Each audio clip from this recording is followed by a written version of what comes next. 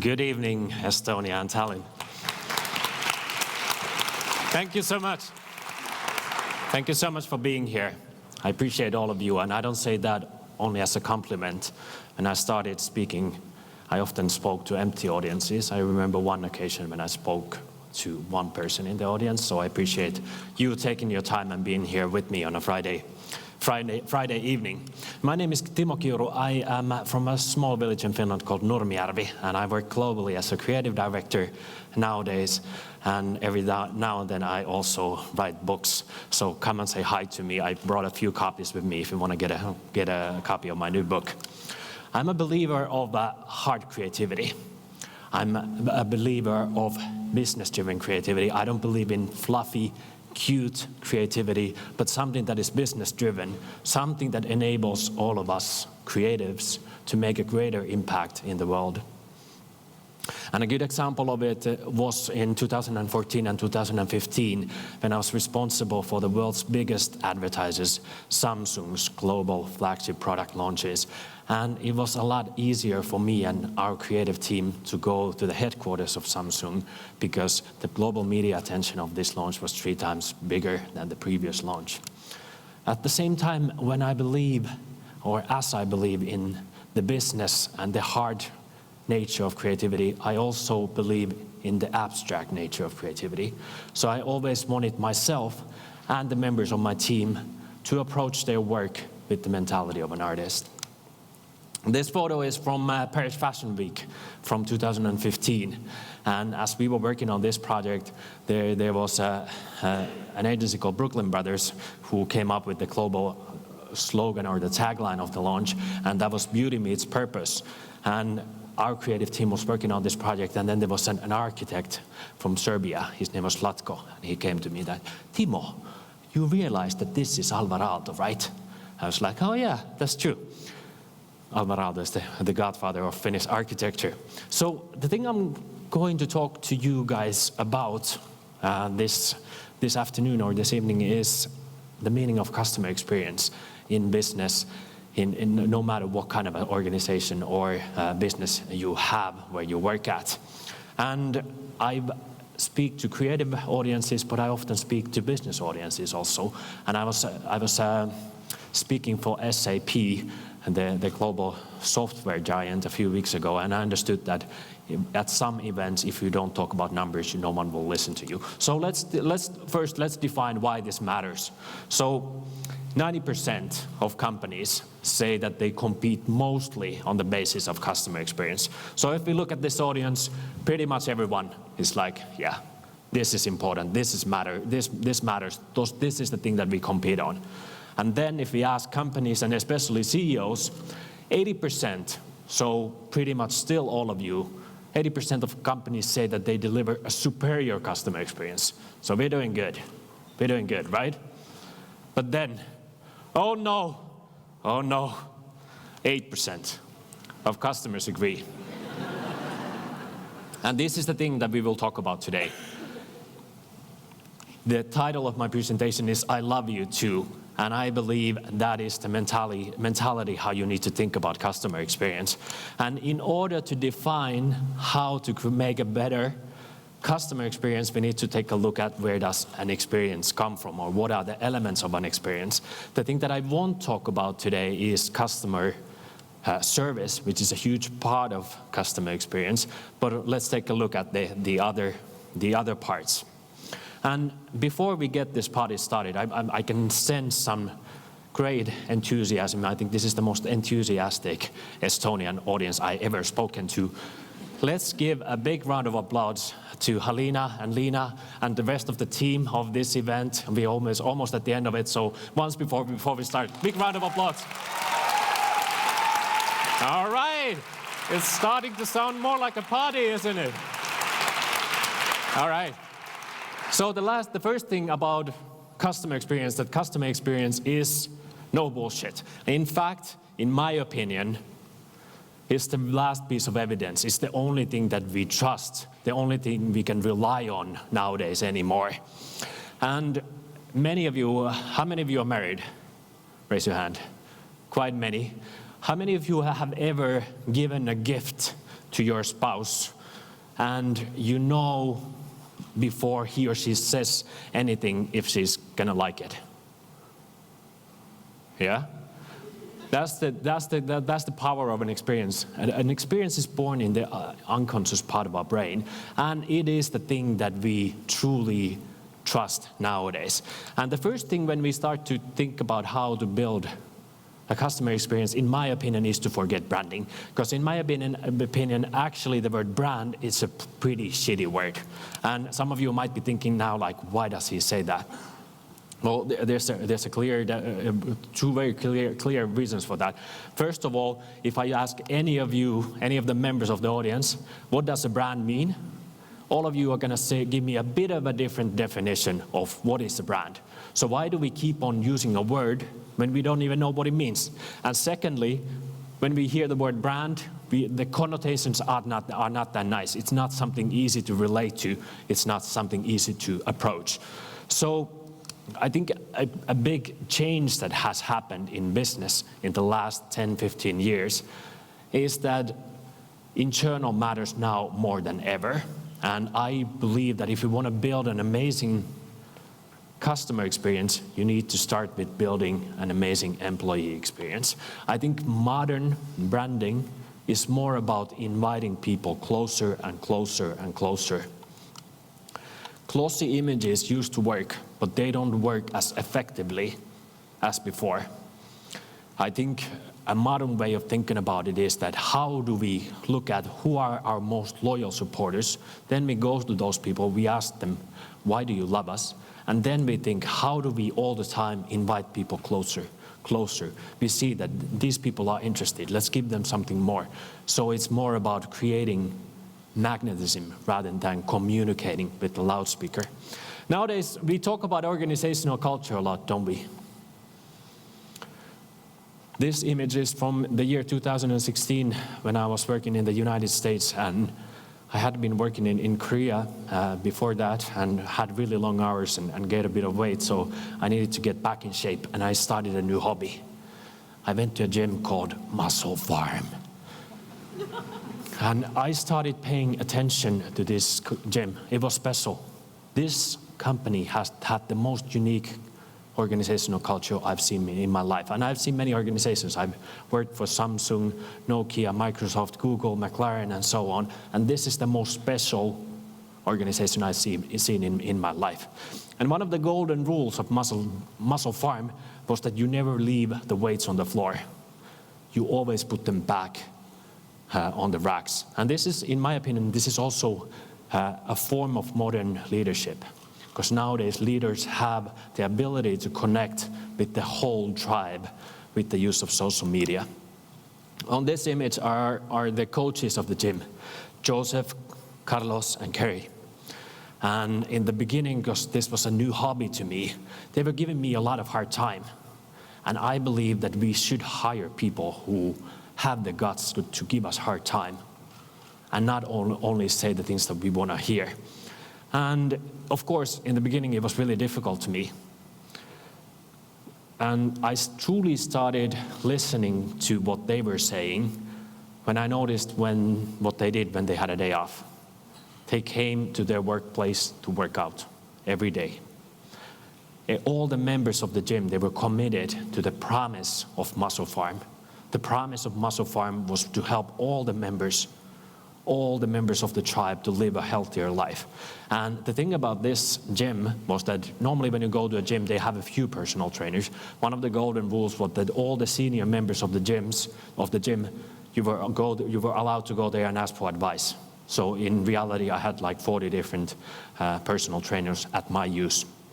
And I believe a better word than the word brand is the word promise.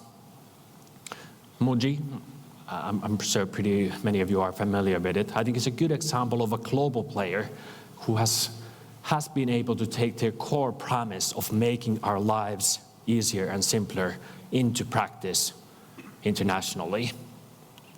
Now, my question to all of you guys is, of course, that what is your promise? How your promise is different than your competitor's promise, and is it a promise that you can keep? Because I believe that when you start building and changing a customer experience, it all begins from the inside. We're gonna notice what happens behind the scenes. Because the thing about experiences is that they are felt. And it's the way that we start redefining the customer experience is by focusing on the inside, and a customer experience stems from the promise of your company. Now, normally I don't curse a lot, but this time I may have to. I apologize, my mom is not here. The second thing that we need to talk about is how, now that we talked about an experience is no bullshit, it's always real and authentic. The second thing that a customer experience needs to have is the word fuck. So when a customer sees or experiences the customer experience, they need to go either, that's fucking beautiful, that's fucking ugly, or what the fuck is that? And if it doesn't evoke an emotion, it's not an experience. And pretty often I hear people say that we live in a shallow world. I don't believe in that. In 2014, I was living in Gangnam, in Seoul, and this is an illustration from my balcony. Many futurologists say that the best way to understand the future of our planet is to take a look at what teenagers are doing in Asian metropolitan cities. And in 2014, what the teenagers were doing in Korea, they were moving around everywhere by using different electric devices like scooters, skateboards. They paid everything by using their cell phone, and they uploaded and watched mukbang videos online. The same stuff that kids in Western countries do now in 2019. It's Monday evening. I had a habit of going to the Western grocery store once a week. I ate Korean food 6 times a week, so once a week it was nice to eat something else. So after my workday in Gangnam was finished, I took a cab and headed to a Western grocery store in Korea, in Seoul. And here I am. And remember, I'm from Nurmijärvi. That's like a village of a few thousand people. And when I went to a grocery store in Nurmijärvi, we had maybe 2 different types of eggs that I could choose from. And here I am in Korea in front of an aisle in a supermarket. And there's probably like 30 different types of eggs for me to choose from. And my Korean wasn't that great, so I was desperately looking for symbols. I was looking for symbols of how could I select something that I could trust that the animals are treated somehow fairly, that these products would be somehow organic. I was desperately looking for something to help me make a decision which one of these eggs to buy. And of course, nowadays, an obvious example of a symbol is the visual identity. When I speak to business people, and especially to startups, I always say that the dumbest thing that you can do as a startup is not to invest in your visual identity. Because it's kind of like having a super important business meeting and then putting the worst clothes you have in your closet. That's how you make a first impression, and it's also something that's going to be part of your company's history forever. So that is, of course, something that it's an obvious symbol. Now, what matters in life is invisible, but we use the visible to understand it better. Beauty is the highest form of hope. It already crystallizes to all of us that things can be better. It's time for us to start working more and more so that in business world people understand the importance of beauty.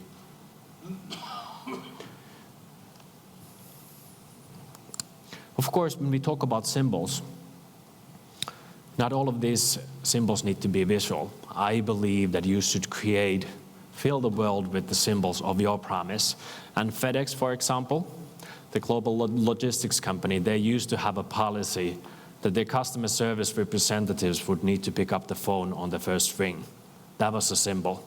But ladies and gentlemen, the world that we live in isn't shallow, but it is symbolic. And the message that I say to all business decision makers is that the easiest way to grow in business is by being more beautiful than the market leader. And I've seen this a million times. The easiest way to grow in business is by being more beautiful than the market leader. It might be difficult for some people to understand, but that's the way it goes. And I believe that the second principle of building an amazing customer experience is to offer your customer more aesthetics and less mechanics. And this goes, of course, for all the senses.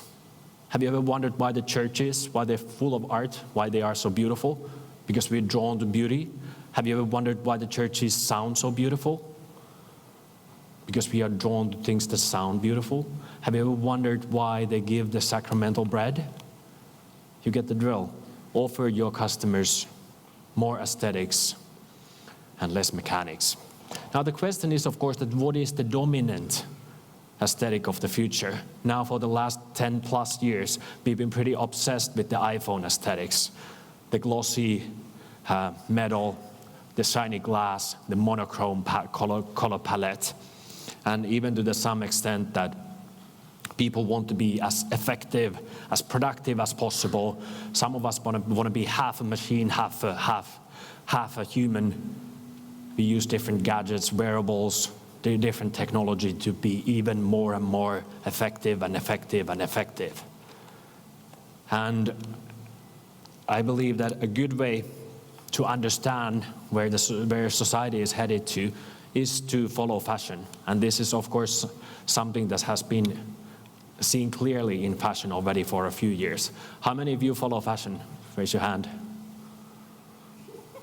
Well, this is the all-time record, but it's still like less than 20 people.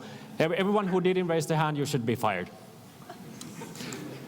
Now, if we look at what's happening in fashion, and what are the silent signals, the silent whispers in our society, what's happening in fashion right now, and already for a couple of years, that there's too much going on in our lives. We have too much of everything. We are drawn to nature again. We want to feel a real connection to nature. And people in the countries like Estonia and Finland, you have a special relationship with nature. If you go to Asian metropolitan cities, they don't have any idea of how to start a fire, for example. They never picked berries, or they've never done any of the stuff that it's pretty normal to us. And right now we are drawn to a more natural color palette. We want to feel more grounded. And this is seen in so many different fields of our society. This is a building complex built by Bjarke Ingels, or designed by Bjarke Ingels Group in Stockholm, that opened a few months ago. And this image is from a company called Viser, as they use wood in spaces like the bathrooms, where we didn't use that type of materials that much earlier. Now, this is probably the best image of 2019. At the moment, we are pretty confused. We don't know that if we still want to go with the 90s lifestyle of glamours and glitz, that we just put a show on, or if we want to feel more grounded, or do we go with the monochrome iPhone aesthetics? Only time will tell what will become the dominant aesthetic of the future, but the only way to find out is by listening to the silent whispers of our society. Now, ladies and gentlemen, we talked about how an experience is always real. It's something that we can trust. We talked about how an experience is always aesthetic. If it doesn't evoke an emotion, it's not an experience. The next thing we need to talk about is that how an experience is always interactive. How an experience invites people always closer and always closer. To me, the definition of an experience has always been that when an individual does a change or changes, tweaks something, then there's a change in the environment. And that change in the environment changes something inside of a person. The time and age that we live in, we don't need anything. Any of our products or services, we don't need them. What we need is we want to belong. This is the loneliest generation that we have ever on this planet. We want to believe in magic, and we want to hear stories that we can believe in. And right now, as we live in this experience economy, even in the fields of architecture, for example, we want to experience and take part in buildings. And this is an example from Bjarke Ingels Group. And as we know, Copenhagen is, as a city, is really flat. So what they decided to do is that they wanted to let people closer to the actual building, and this is the city's first power plant that also works as a skiing slope. Now the question is, of course, that what is the future of media? I believe that the future of media is also to become more experiential, by becoming more engaging, by offering a deeper, like offering an invite for always engage more and more on a deeper level. Digital today is lonely, passive, and depressing. I think the early ages of internet were more interactive than what digital is in 2019. So I think also the way that we need to look at digital is not only how to make it more experiential and how to make it more engaging and interactive, but also that how do we do digital stuff that are built to last, so that we don't do something beautiful and then the next moment it's already disappeared. The future of retail is not to create copies. The future of retail is to be more beautiful and more meaningful. I believe that beauty is probably the easiest way to draw attraction to retail spaces. But then again, we also need to think about how does a store bring value to the local community. Virgil Abloh, the creative director of Louis Vuitton's menswear, he has said that in the future, if people need something, they'll buy it online, but they go to the store for the experience. Now the question is, of course, advertising. What about advertising? Something that we used to see, something that would steal our attention. What's going to happen to the future of advertising? In the past, if companies needed to create value for their shareholders, for their employees and their customers, I believe that in the future, companies need to create value for their shareholders, for their employees, and for their customers and the community around them. Now the question is, of course, that this time that we live in, about half of our time we spend using different digital devices, and half of our time we are in the real world. So should we design digital or physical experiences? And I believe that we should aim for designing both and build an ecosystem. And by definition, an ecosystem means experiences that support each other rather than are copies of each other. An ecosystem of digital and physical experiences. And let's imagine a bit to give a simple example of what I mean by this. Let's imagine that in the future I go to the internet, and maybe the future of the internet is at least partly three-dimensional, and I've decided to buy a car, for example, and I do research online just like we do nowadays, and I'm starting to feel more and more convinced that maybe this is the one that I'm interested in. And then I decide to be really old school and I go for a test drive. And I get an amazing physical experience. How does the car smell like? How does it sound like? How does it feel like? And then what happens that the car manufacturer, they invite me always closer, always closer. How do we get this potential client to become a client, and how to become a customer, and how do we get this customer to become a loyal customer? How do we get this loyal customer to become a true evangelist? So what happens next when I go back to my home? I get another type of a digital experience. So maybe they created an art installation that informs me about the safety features of this car. Maybe it's something that is specialized and custom made for me so that it feels individual. And this is something that can be seen already now, that because we need to blur the line between digital and physical, that how do we make the physical even more physical? Like this is an example from New York. It's an installation that Muji did where they introduced the different materials that they use on their products. And how do you make digital sometimes even more digital? So this is an example from Nike's new flagship store in New York. And many people say that this is the future of retail. I don't believe in that, but I do believe that they made some pretty good insights. For example, they have one floor that is dedicated to people who never buy anything anywhere else than online. So people who only shop online.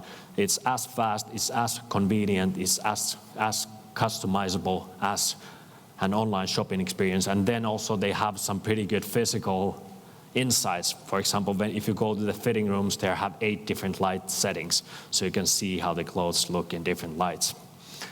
And then let's talk about cocktails. The gentleman in the back also finally woke up. This is an app called the Sunshine Map. And this is made for the busy Chinese urbanites, which connected the Aperol Spritz and a company called Pernod Ricard, their retailers and their customers. So it was a Sunshine Map app that allowed people to see that what are the terraces, at which bars they can go on the weekends, Saturday or Sunday, and enjoy sunshine and a drink of Aperol Spritz. So it's a good example of combining or blurring the line between digital and physical. So now that we talked about how a customer experience is always real, stems from the inside, is authentic, it is always freaking aesthetic, interactive, always inviting people closer and to become more loyal, it also needs to needs to be full of love. I think this is the most important part of a customer experience. The biggest luxury of our time is to be seen. You don't see when I try, you don't feel when I cry, because I'm broken and I need you tonight. The biggest tragedy in life is to be in a relationship and not to be seen. What we want as customers, we want to be seen. And I think the best way to understand it is by thinking about the word or the phrase, I love you too. Every time your customer comes in, they already fallen in love with you. They want to buy your product or service, and they come in full of love. So you need to think at every touch point, what do you reply when your customer comes in and says, I love you? Let me give you an example. A few weeks ago, I was going on tour, and I needed to send a big heavy box of books to here to Tallinn. And I have this heavy box, and I go to the post office in Helsinki. And I haven't done research because I don't always have time to do research. And I go to this guy at the desk, and I'm just like, I love you, I would like to send this box to Estonia. And then the guy behind the desk is like, but you need to do it online. It's like, you're not good enough. I was like, okay. Then I'm at the post office.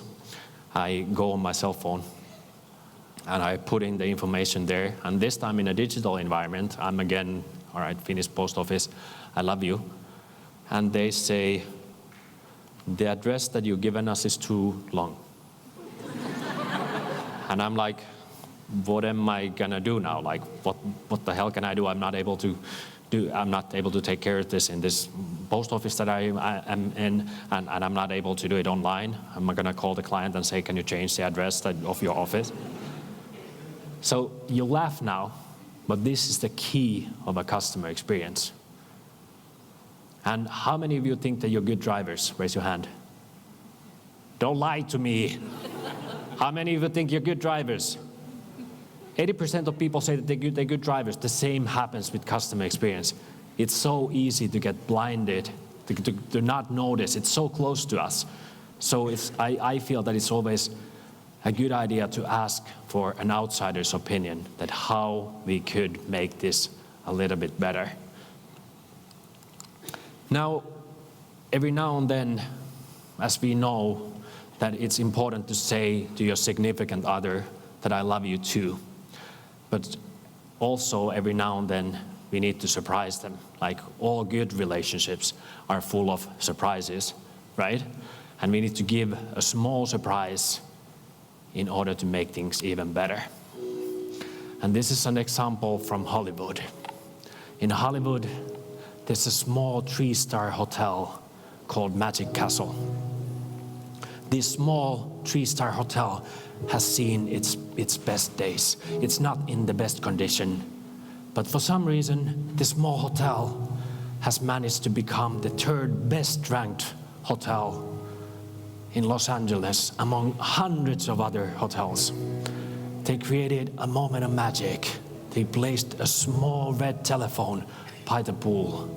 And when guests go to the pool, they pick up the red phone and they hear a voice that says, "Popsicle hotline." And the next thing that happens, that ice cream will be delivered to the children on a silver platter. And that's a moment of magic. Ladies and gentlemen, we talked about customer experience. We talked about how a customer experience is always real. It's something authentic. It's something that we can rely on. It's always freaking aesthetic. It needs to evoke an emotion. And it's interactive. It's inviting people to come closer. And every time your customer comes in, next time, when your customer says, "I love you," it's good to say, "I love you too." But every now and then, you need to surprise them and say, "I love you even more." Thank you so much.